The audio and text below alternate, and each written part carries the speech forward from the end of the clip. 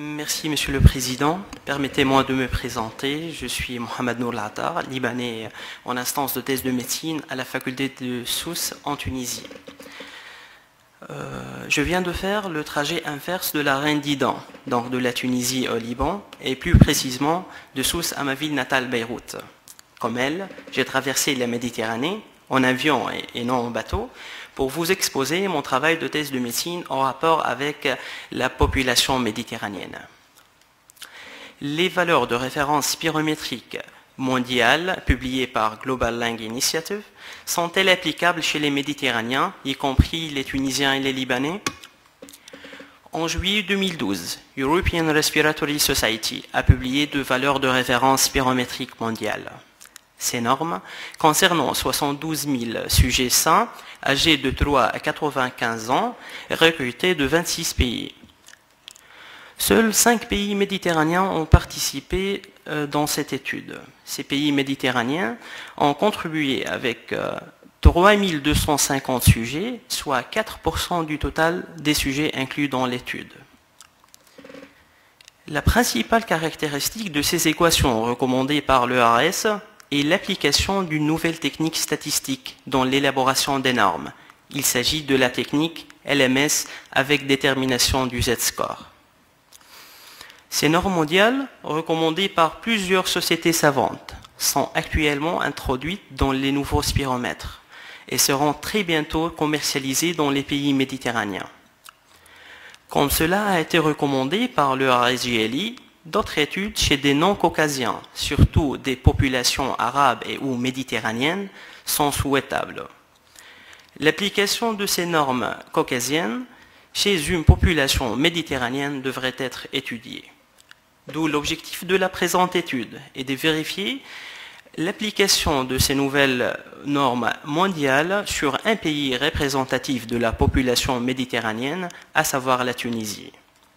Pour répondre à cet objectif, nous avons réalisé une étude prospective sur un échantillon de 1192 travailleurs dans la région de Sousse. Parmi eux, un sous-groupe de sujets sains a été identifié. Pour chaque sujet, une spirométrie simple a été réalisée selon les recommandations internationales. Les paramètres spirométriques classiques ont été mesurés et ou calculés, et le Z-score a été déterminé selon les normes mondiales. Les définitions suivantes, basées sur la notion de la limite inférieure de la normale, ont été appliquées. L'obstruction bronchique des grosses voies aériennes est retenue devant un rapport VMS-CVS inférieur à la limite inférieure de la normale. L'obstruction bronchique des petites voies aériennes est retenue devant l'association d'un rapport VMS-CVF et d'une CVF normaux avec une baisse de 2 EMM. La tendance restrictive est diagnostiquée devant un rapport VMS-CVF normal avec une baisse du VMS et de la CVF. Enfin, le déficit mixte est retenu devant la baisse du rapport VMS-CVF, du VMS et de la CVF. Comme cela a été recommandé, un Z-score supérieur à 0,5 est considéré comme une différence cliniquement significative. Ce seuil de 0,5 correspondrait à plus de 6% de la valeur théorique. Ce tableau expose la comparaison d'interprétations spirométriques selon les normes mondiales et celles locales. Considérons un exemple d'erreur d'interprétation. Notez que 432 sujets sont considérés comme ayant une obstruction distale selon les normes mondiales, selon les normes locales, alors que les normes mondiales les classent comme normales. Un autre exemple, 28 sujets sont considérés comme ayant une obstruction proximale selon les normes locales, alors que les normes mondiales les classent comme normales. En résumant ce tableau, l'utilisation de ces normes mondiales engendre un défaut de classification de 44% 44% pour l'obstruction proximale, 99% pour celle distale, 60% pour la tendance restrictive et 49% pour le déficit mixte. Ce tableau expose les moyennes du Z-score de chaque variable spirométrique. Seuls les moyennes du Z-score du rapport VMS-CVF et du VMS sont dans les limites acceptables de plus ou moins 0,5. Ces différences de moyenne de Z-score sont égales en valeur absolue à moins 270 ml pour le VMS, moins 370 ml pour la CVF, 5970 ml par seconde pour le 2M75 et 140 ml par seconde pour le 2MM. En pourcentage de la valeur théorique, ces différences deviennent 6,95% pour le VMS, 7,73% pour la CVF, 0,59% pour le rapport VMS-CVF, 400% pour le 2M75 et 4,37% pour le 2M. Pour conclure, il faut être vigilant lors de l'application de ces nouvelles normes mondiales chez les populations méditerranéennes. Notre équipe pense que l'Union méditerranéenne de pathologie thoracique devrait jouer son rôle de société savante en lançant une étude méditerranéenne multicentrique afin d'établir des normes spirométriques spécifiques. Et merci pour votre attention.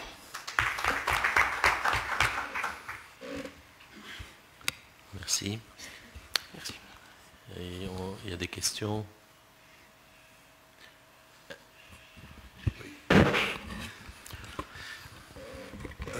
En fait, très sincèrement, je n'ai pas compris ce que vous avez fait.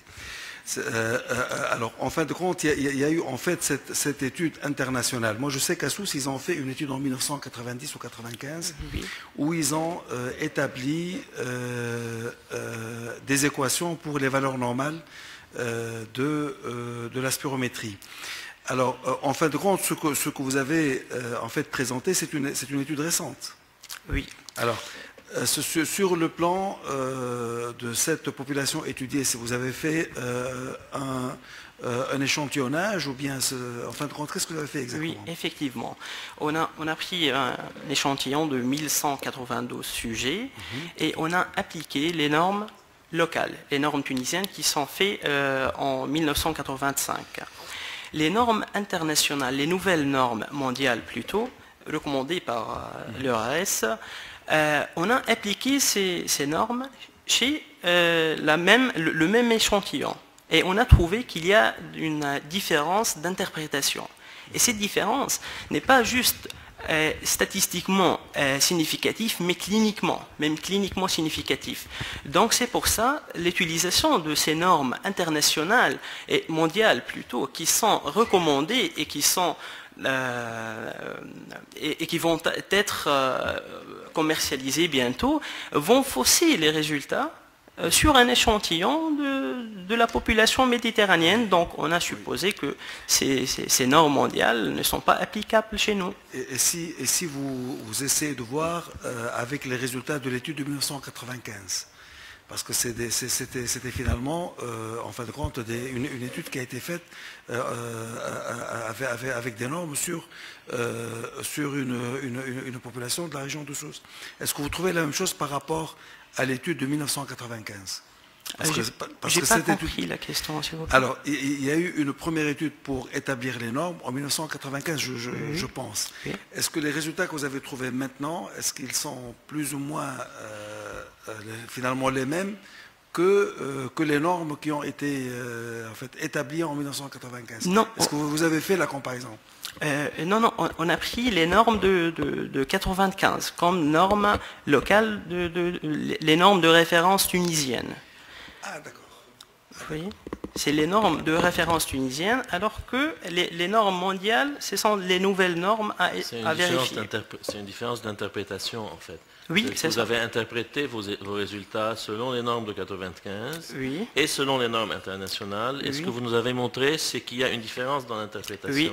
Oui, oui. Alors j'aurais seulement le Z-score. Est-ce que vous pouvez expliquer comme ça brièvement Oui, ça oui. consiste Le Z-score, c'est un paramètre comme le pourcentage de la valeur théorique, mais ce qu'il y a de plus de pourcentage de la valeur théorique ou bien d'autres, c'est que ce que Z-score n'est pas lié et n'est pas influencé par l'âge et le sexe.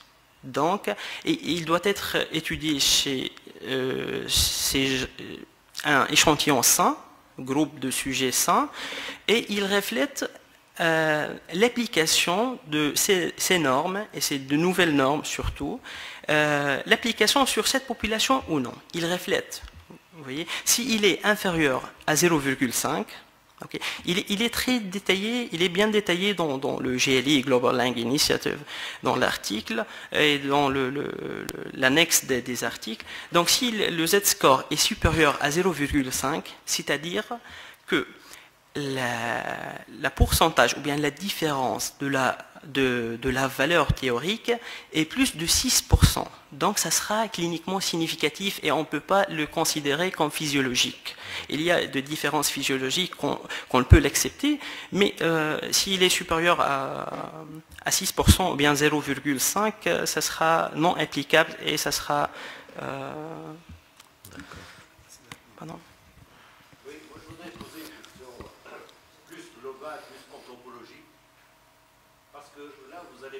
Un échantillon Oui. d'une population qui est classée comme caucasienne actuellement. Dans les études cliniques, les anthropologues les classent les Tunisiens, les Algériens comme étant des caucasiens. Oui. Parce qu'il y a les caucasiens, il y a les Indiens, il y a les Noirs qui ont des paramètres différents, biologiques, etc. Donc on les identifie. Donc ça a été classé comme ça. Conceptuellement, vous prenez un échantillon. Donc je vois les choses sur un plan anthropologique global. Officiellement, pour les anthropologues, les Tunisiens, Algériens, Maghrébins ou Libanais sont des Caucasiens. Parce que les paramètres autres, biologiques, dématologiques, etc., nous classent dans ce grand ensemble. Il y a des normes différentes pour les Indiens, pour les Noirs, etc. Donc vous, à Sousse, bon, je sais qu'ils ont fait un beau travail, mais en fait, ça revient à prendre un échantillon d'une population. Et vous trouvez des choses décalées par rapport à la moyenne de la population générale. Et c'est normal. Quand on prend un petit échantillon de 1000 personnes par rapport à je ne sais pas combien, 30 000, je pense, pour toute la population caucasienne, quand on essaie d'établir les choses, ça peut être normal. Mais conceptuellement, il n'est pas acceptable de trouver des différences qui peuvent être crédibles. Vous voyez pourquoi? Parce que sur tous les autres plans, nous sommes des Caucasiens. Avec les échanges de population, c'est difficile d'accepter qu'il y ait des différences. Oui, mais puisque nous sommes la seule équipe qui travaille sur sur ça, on a considéré par défaut que notre échantillon est représentatif de la population méditerranéenne et caucasienne. Et donc, c'est un échantillon représentatif d'un échantillon. Je crois en fait que l'intérêt du travail, c'est probablement pas les résultats, parce que comme vous dites, l'extrapolation des résultats pourrait être très discutable. Mais ça montre que peut-être ça vaut la peine de faire des études beaucoup plus larges, sur des populations beaucoup plus larges, sur des échantillons beaucoup plus représentatifs. Parce que finalement, vous avez pris Sousse. Est-ce que les populations de Sousse est comme la population de Beyrouth ou la population de, je ne sais pas moi, en Irak, de Bagdad Donc, et d'ailleurs, pour revenir, est-ce que vous avez proposé l'UMPT, ou en fait, plus c'est l'espace francophone de pneumologie qui a un projet en développement d'essayer d'établir des normes spirométriques dans le monde francophone, tout en sachant que les normes spirométriques dans le monde francophone pourront être des normes au pluriel, parce que même dans le monde francophone, anthropologiquement, les francophones, ils sont peut-être différents. Donc il y a un grand travail à faire sur ce sujet, et bon, je pense que l'intérêt de ce travail, c'est de montrer que finalement c'est important de le faire, parce qu'il y a probablement des problèmes qu'on ne connaît pas. Bien, merci. Merci beaucoup. Merci. Au suivant.